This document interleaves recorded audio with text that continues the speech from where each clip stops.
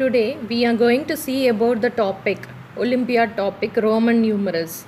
So we'll see the definition about Roman numerals initially.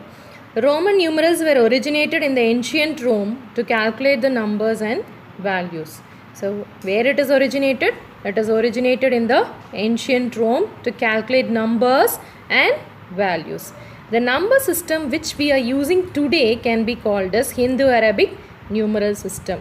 So we are going to have a look on Roman numerals from 1 to 10. So 1 can be written in the form of I, and 2 can be written in the form of 2I, and 3 can be written in the form of 3I, and 4 can be written in the form of I plus V, and 5 can be written in the form of V, and 6 can be written in the form of V and I, and 7 can be written in the form of V and 2I, and 8 can be written in the form of V and 3I. So 9 can be written in the form of I and X. 10 can be written in the form of 10.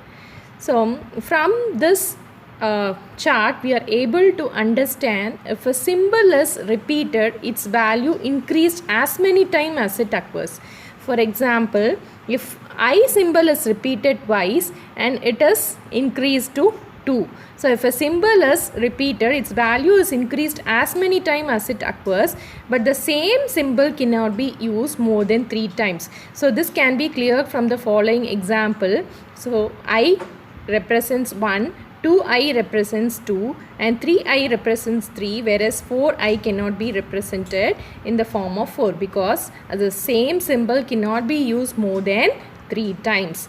The next example is X can be representing 10, and 2X can be represented in the form of 20, and 3X can be representing 30, but 4X is not used to represent the 40. So from this example we can observe we cannot use the same symbol more than 3 times, and there is no numeral value for 0 like which we are using in the Hindu-Arabic system.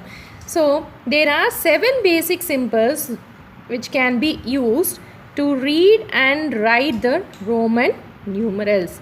So I can be representing 1, V it is representing 5, X can be representing 10, L can be representing 50, C can be representing 100, D can be representing 500, M can be representing 1000. So there are 2 rules to write the Roman numerals. We are going to see the rule number 1. So if a symbol of lower value is written to the left of the greater value symbol, then its value, that is lower value symbol, value is subtracted from the value of the greater symbol.